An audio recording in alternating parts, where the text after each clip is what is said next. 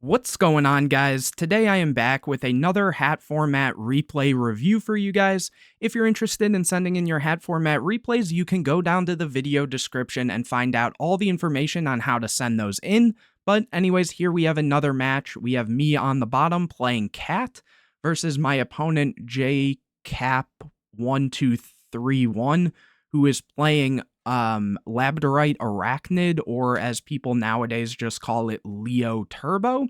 So it should be a good match, and let's get straight into it. So we see here I do win the rock, paper, scissors, and opening hands I see Wiretap, Sanctum, Moral Attack, Mind Control, and Call the Haunted, so not the craziest hand, and they see Level Eater, Vanity's Emptiness, Max C, Silver's Cry, and Labradorite Dragon. Here I'll draw a copy of Card for turn, so very good draw off the top. I definitely needed that. I go to main phase, set the Moral Attack, set the Call the Haunted, the Wiretap, and the Sanctum, and go for Card, use the effect. They say it's good. I draw Call the Haunted and Duality. Pass it over to them. They get a copy of Max C. They set the Level Eater here and set the Vanities and pass it over. In the end phase, I go for Sanctum because my hand wasn't great and I really didn't want to draw into a lot. So here, since I already had a Moral Attack set, I figured I might as well play into this minimalistic board they have and try to, on my turn, make a rank 5. So here they do chain Max C though, and I say it's good. I summon Moral Attack over going for Beagle Tech because then they would get extra draws there. So just summoning the 1 here. And then they get a copy of Dark Grepher off of that summon. I draw for turn, I get a copy of Double Cyclone, so now at least I got rewarded for leaving the Moral Attack here, because I can always use the Moral Attack with the Double Cyclone to pop their back row. I take a second to think here, I go Duality, revealing Mermail, Max C, and Dionea, and I end up taking the Mermail because I need more, plays for me. So I go for Mermail, add Trap Trick, Shrapple, Nightmare here. The reason I go for that is because, 1, right now I don't know what they're on, and 2, I don't have much negation for their effects. So if they somehow were able to play through and get to something like an Exciton or something, I would be pretty messed up there. So I wanted the negation aspect of the Trap Trick, Shrapple, Nightmare, and that's why I added it there. Here I then set 2 and pass. Again, I don't know what they're on. I don't want to play into, say, the hands, whether that be fire or ice hand, or even if this is a Geargia, like, it sucks to leave them on that, but I feel having the Double Cyclone plus the Moral Attack, I would at least have an answer to it. So I felt pretty comfortable just passing here, and they will draw a copy of Dragon Shrine for turn, which they take a second to think, and they go Dragon Shrine, dumping Labradorite and a copy of Dragard.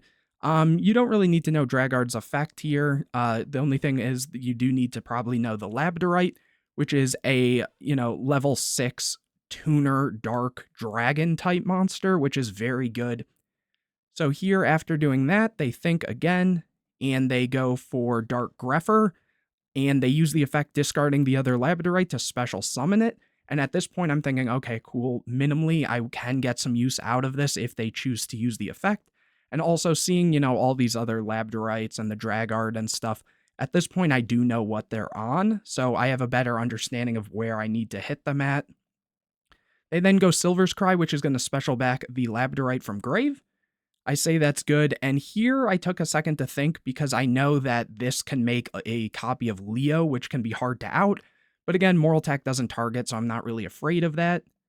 And they think they flip the Level Eater here. And here I go Double Cyclone, popping their back row and the Moral Attack. Moral Attack then triggers, and they chain Max C. I get the Moral Attack back. They get a copy of Allure. I use the Moral Attack and pop the Labradorite because now they're stuck on nothing. And again, if they had a Dark that they would use, I would just have the Trap Trick, Shrapple, Nightmare. So I was in a very good position. Also, having Call the Haunted meant that even if they clear my board, I'll have some form of disruption, or clear my monsters, I should say. They go for the Blind Allure because they don't really have any other plays here. They see Dragon Shrine, so they have to discard. Always Blind Alluring is funny to me. And they scoop it up there. They know it's game. Here they will get to start out, and let's see what happens. Opening hands, I see Mind Control, Card D, Beagle Tech, Mermail, and Debunk. They see cards of consonance, a wingbeat of giant dragon, a lure, Armageddon Knight, and Labradorite dragon. For turn, they get a Silver's Cry. They go cards of consonance, which is going to discard a dragon tuner with 1,000 or less attack and draw 2. So obviously Labradorite has 0, so this is good. And they draw Dragard and Soul Charge. Here they go Armageddon Knight, use the effect, dumping a Level Eater. They go Silver's Cry to bring back the Labradorite, which then they can synchro the 4 and the 6 for a copy of Leo and pass it over to me. I get a copy of DD Crow, and from here, I think for a long time, I've talked about this in the past, if you have Mermail and Card D, usually I like to go for Card D first, just because, especially if they don't have the craziest board, I want to get as many draws as possible, but if I have a Dianea, a lot of times I'll go for the Mermail first since it'll be on live or online a lot faster. Here I do go for the card for that reason. I set Beagle Tech and Debunk and use the card to draw Dark Hole and another card. It was a little risky because I know their deck can put up a lot of damage, but I felt all right doing this simply because I had the Debunk and also because I had the DD Crow, which is good disruption against this deck. I pass it over, they get a copy of Summoner Monk, and honestly, looking back at this, they had a lot they could have done.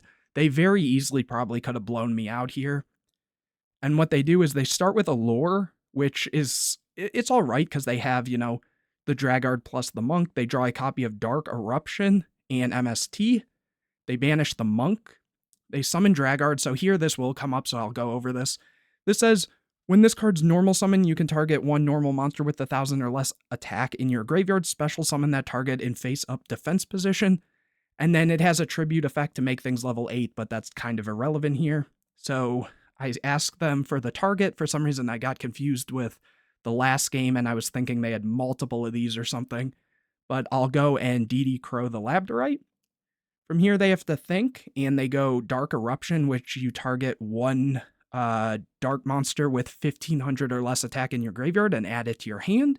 So they're going to be able to add back the Armageddon Knight. A key thing, though, is they did already normal summon. Here, they're going to go Level Eater effect, but I'm going to use the Debunk to banish it. They go to battle phase, and just as I thought, they weren't able to beat me there. Main phase 2, they set the MST, and back to me, I get another DD Crow. And I think for a second here, I go Dark Hole to clear the board since Leo can't be targeted except in their main phase 2, but it can still be destroyed. And here I go for Mermail. I do this just to get more interruption because the card I would probably lose pretty easily. I'm only on 36 life. I add the bottomless here, and I go to battle phase, attack. I set the bottomless, and I think I also set the mind control here just so that there's the chance of them hitting it. And here the mind game comes up, they go MST and hit the mind control. This card isn't great against the Leo Turbo deck simply because it does target, so if they make a Leo, this is kinda dead, Anyways, pass it over to them, they get a copy of Dragon Shrine. They go Dragon Shrine and send double Labradorite, so they are on 3. They go Armageddon Knight, use the effect, sending another Level Eater. They go Soul Charge, and I ask the targets. They go double Labradorite, Dragard, and I think that might have been it. So here the thing is they have 2 Labradorites, so they can easily make double Leo here because they have 2 level 4s plus the 2 level 6 tuners. So I'm trying to think what's the best way to deal with this. I know I have bottomless, so that can minimally deal with 1, but that still isn't great. And plus they have the Level Eater in grave. The rest of the grave was kind of irrelevant here. But I was like, I can deal with 1 Leo, I can't deal with 2. So what I end up doing is DD Crowing 1 Labradorite so they get the other 2. They then go Wingbeat a Giant Dragon, so return 1 level 5 or higher dragon-type monster you control to the hand, and if you do, destroy all spell and trap cards on the field. So that was very, very unfortunate for me, simply because I lose the bottomless before they go into this. It's also interesting because they choose to leave the 2 4s and stuff versus going for another Leo, but it does clear my back row. The Beagle Tack then can trigger, though, to special summon. Obviously, I have no set, so I don't pop here. They think, and they did Soul Charge, so I'm not afraid of, losing this turn. They go for a Key Beetle, and they accidentally went to battle phase, but I, called them out on the soul charge. They forgot. Back to me, I get a Mermelio, and at this point, I'm just like, okay, we're good here. So I go normal summon Mermelio, and they just scoop it up. They know that, I'd be able to overlay, take this. I'm still just in a more commanding position. They did have a good amount of life, but again, 44, this would make a Honor Arc. Take this, that's 21, plus this is 35. So there's not a whole lot of top decks they have that would necessarily get them out of this.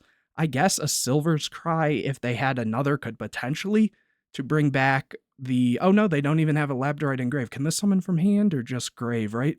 Yeah, okay, so I guess maybe not. There really wasn't too much they could do there, but anyways, hopefully you guys enjoyed this video. If you did, make sure to leave a like on it. Comment any questions or videos you want to see in the future.